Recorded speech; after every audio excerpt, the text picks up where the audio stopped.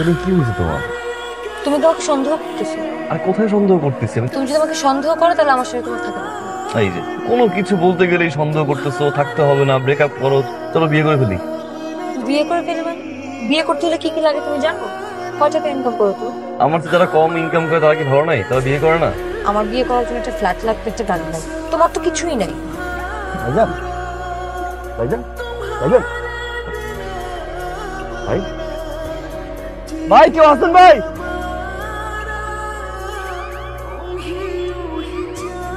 আমার বিয়ে করার জন্য একটা ফ্ল্যাট লাগবে, একটা গাড়ি লাগবে। তোমার তো কিছুই নাই।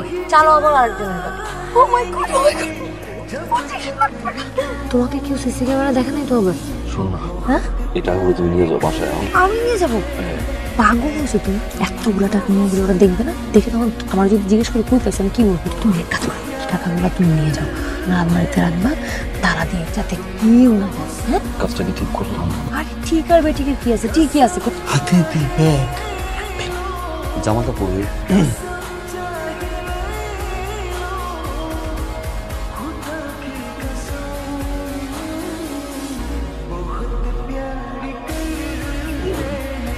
আপনি? ভাই কি ঘুমাই গেছিলেন? না, কেন? না, ওই যে দরজা খুলতে দেরি করলেন যে। একটু কাজ করতেছিলাম, কিছু বলবেন? গ্রাম থেকে খালাতো ভাই শালা আসছে, সে আবার রাতের বেলা পিরপির করে নাক ডাক, আমার আবার নাক ডাকার শব্দ ঘুম আসেন, ঘুমাতে আসছে। আপনি আরে আপনি কোথায় যাচ্ছেন? ভাই চিন্তা করলেন টাকাগুলো কি করছো? টাকাগুলো বাসায় রাখছি। আমার না কেমন যেন লাগতেছে, মানে কাজটা করা কি ঠিক হলো? যে লোকে গাড়ির সেটে 25 লাখ টাকা থাকে, তার ফ্যামিলিতে 25 কোটি টাকা আছে, ওটা তাদের জন্য কিচ্ছু না, কিন্তু আমাদের জন্য তো টাকাটা অনেক বড়, তাই না? তুমি আমি কয় টাকা বেতনে চাকরি করি বলো? আমাদের একটা ফিউচার আছে না, কিন্তু ভবিষ্যৎ আছে না?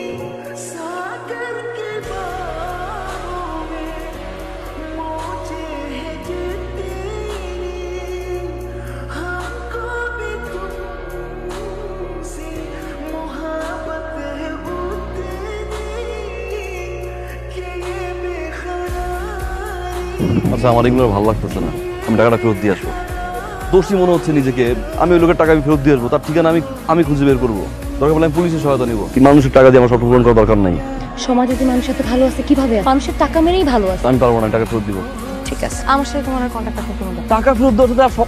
এই টাকাটা আল্লাহ আমাদেরকে দিয়েছে, এমনি এমনি আসে নাই। মানুষের টাকা চুরি করে নিয়ে আসছে, আল্লাহ কি হয়ে দেয়? তোমার সাথে কথা বলে আমার কোনো লাভ নাই, আমার সাথে কন্ট্যাক্ট করবে না। আচ্ছা শুনো,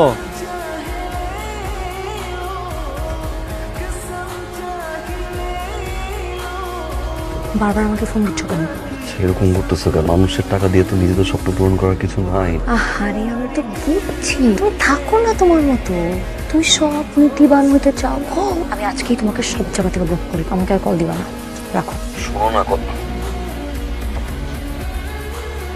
শুনো, রাগ করতেছো কেন? কথা বলি। তুমি যদি আর একবার আমাকে এরকম ডিস্টার্ব করো না।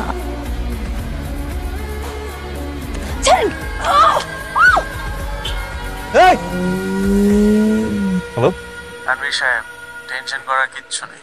আপনার গার্লফ্রেন্ডকে আমরা নিরাপদেই রাখবো, শুধু আপনি আমাদের কথা মতো কাজ করেন।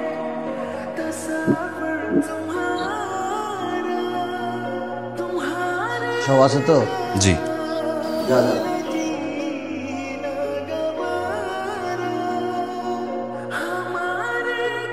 খেলাটা কেমন দিল?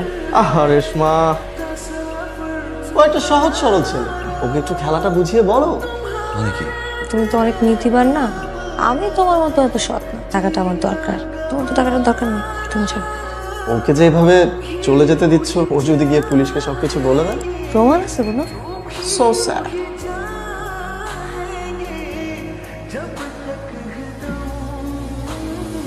এবার পুলিশ কেন?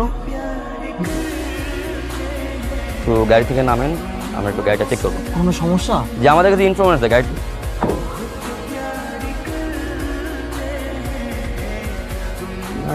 কি আছে? কিছু টাকা আছে স্যার। আমার বিজনেসের টাকা। কোন ডকুমেন্টস আপনার কাছে?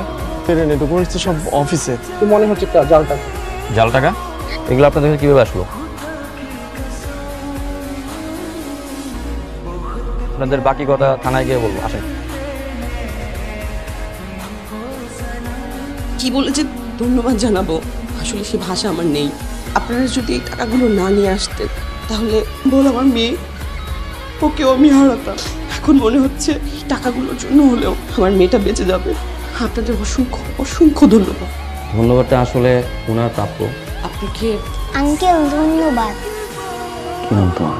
মায়া। কে রেখেছে? বাবা।